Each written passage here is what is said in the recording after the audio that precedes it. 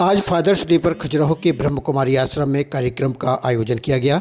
इस कार्यक्रम के माध्यम से नगर के प्रबुद्ध जन यहाँ पर उपस्थित रहे और उनके द्वारा अपने अपने विचार व्यक्त किए गए। ब्रह्म कुमारी आश्रम की विद्या बहन के द्वारा कार्यक्रम का संचालन करते हुए कहा गया कि निश्चित रूप से जिस तरह से समाज में माँ की एक महत्वता है, उसी तरह पिता की भी अपनी एक महत्वता होती है। पिता अपने पुत्रों के लिए किस तरह समर्पण भाव से त्याग के साथ उनके लिए सब कुछ समर्पित करता है, वह निश्चित रूप से अद्भुत होता है। आज के इस कार्यक्रम में उपस्थित जनों में प्रमुख रूप से नगर परिषद खजुराहो के कल्याण सिंह, राकेश गुप्ता के अलावा उपस्थित पत्रकार साथियों ने तथा अन्य यहाँ सुधी श्रोताओं जो भी उपस्थित थे उनके द्वारा आज पितृ दिवस के अवसर पर अपने अपने भाव व्यक्त किए गए।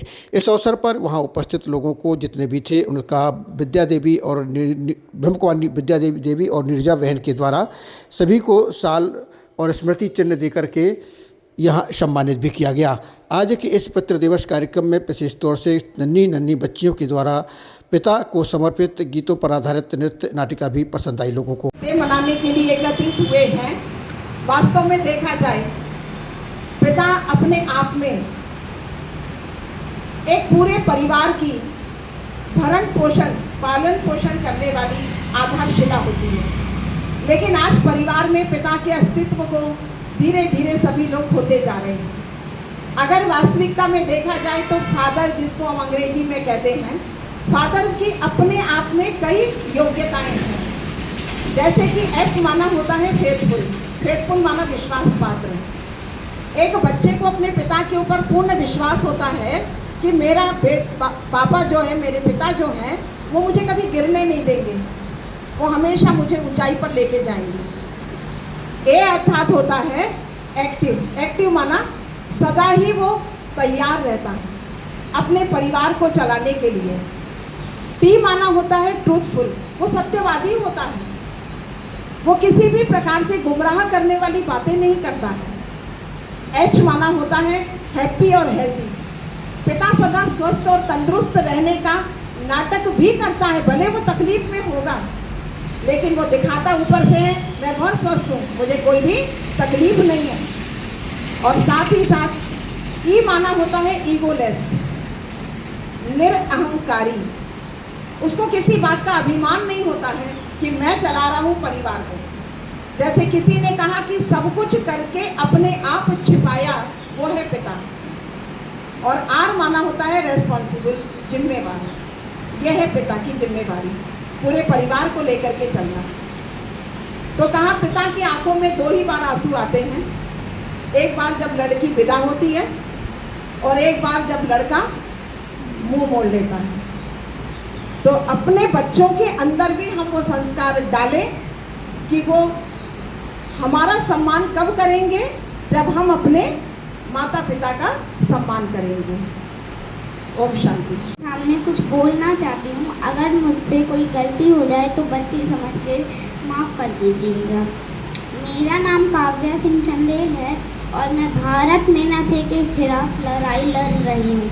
आज यहाँ पर जितने भी मेरे बुजुर्ग, जितने भी मेरे नौजवान भाई बैठे हैं जो नशा करते हैं, उनसे मैं पूछना चाहती हूँ, आप नशा करके मंदिर नहीं जा सकते, मस्जिद नहीं जा सकते, चर्च नहीं जा सकते, गुरुद्वारा नहीं जा सकते, तो आप नशा करके घर कैसे चले जाते हो? घर भी तो एक मंदिर ही है ना, जहाँ आपको जन्म देने वाली माँ होती है, सम्मान देने वाली पत्नी होती है, प्यार करने वाली बहन होती है, सहारा देने वाला पिता होता है। अगर आपको नशा ही करना है तो पढ़ाई का करो, अगर आपको नशा ही करना है तो माँ बाप की सेवा का करो, अगर आपको नशा ही करना है तो देशभक्ति का करो। वो सिर्फ आपको ही सम्मान नहीं देंगे बल्कि आने वाली 7 पीढ़ियों को सम्मान देंगे। और आप सभी देख रहे हैं बहुत गर्मी हो रही है, तो जो लोग इस गर्मी में खेत में काम करते हैं वो पेड़ के नीचे छांव ढूंढते हैं, और जो लोग गाड़ी या फिर बाइक में कहीं घूमने जाते हैं वो लोग भी छांव ढूंढते हैं ताकि सीट गर्म ना हो। और हम लोग तो छत के नीचे एसी कूलर पंखे के नीचे बैठकर गर्मी से बच जाते हैं। पर इन बेजुबान जानवरों का क्या, पक्षियों का क्या, वो तो बोल भी नहीं सकते किसी से, वो बस उम्मीद लेके आते हैं कि हाँ हमें दाना पानी मिलेगा।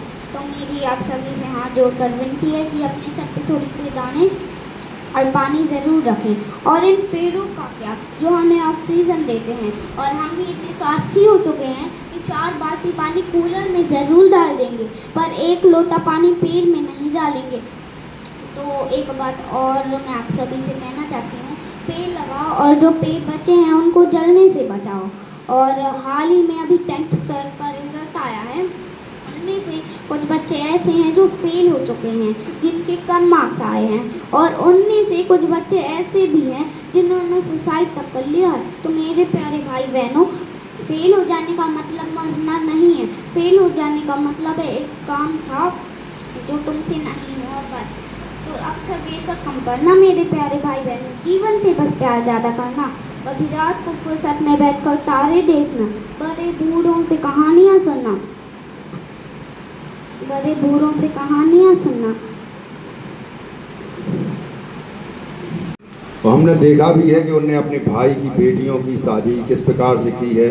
हमारी उनसे बात भी हुई थी, हमने कहा ये आपकी बच्ची है, तो उन्होंने कहा नहीं, हमारे भाई की बच्ची है।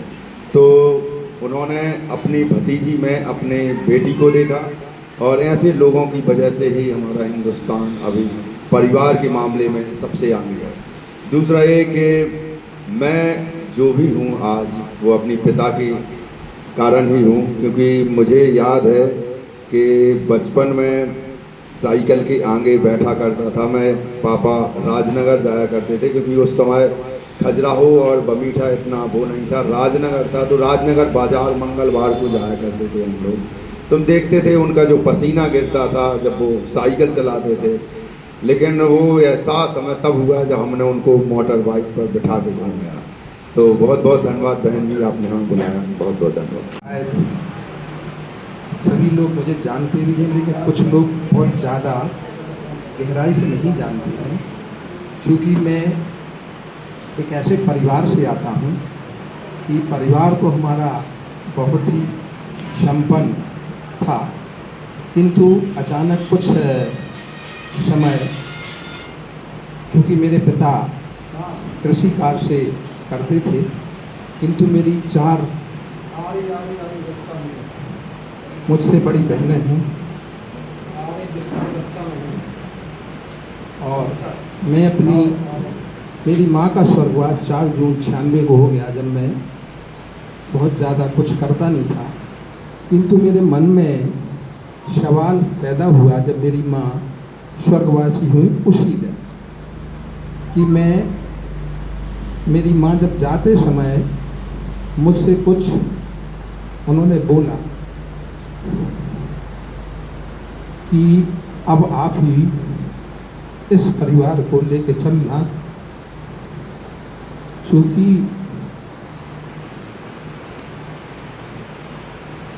तो मैंने सोचा कि मेरे परिवार के सदस्य हैं, सब कुछ है मेरे पास, लेकिन मैं कुछ अलग, सबसे अलग हटके करूं। तब मेरा एक छोटा भाई है, और मैंने बस इतना सोचा कि मैं और किसी के लिए तो कुछ कर नहीं सकता हूं, किंतु उस दिन मैंने एक संकल्प लिया कि मैं जो भी करूंगा सिर्फ भाई के लिए करूंगा और अपनी बहनों के लिए, और सिर्फ अपने परिवार के लिए। तो मैं जो भी कर पाया हूं, शायद बहन जी को बहुत अच्छे से हमारे मल्ले राय साहब जो पिपरी में हैं उनसे जुड़े हैं, और मैं जब ये बालिका थी, अभी आ रही थी वो चंदेल, उतना ही मैं था, और मैं उन्हीं के परिवार के साथ रहा, पढ़ा लिखा, उन्हीं ने मुझे शिक्षा दिलवाई, उन्हीं ने मेरा सब कुछ उन्हीं ने किया, एक पिता के बाद दूसरे पिता दिए। तो उनके मार्गदर्शन में मैं यहाँ तक आया, और आज मुझे बड़ी खुशी हो रही है, और मैं अपने साधनों से जो भी कर पाया हूँ, शायद सबको विदित है कि मेरे एक बेटी और एक बेटा है, किंतु मेरे भाई की 3 बेटी और 1 बेटा।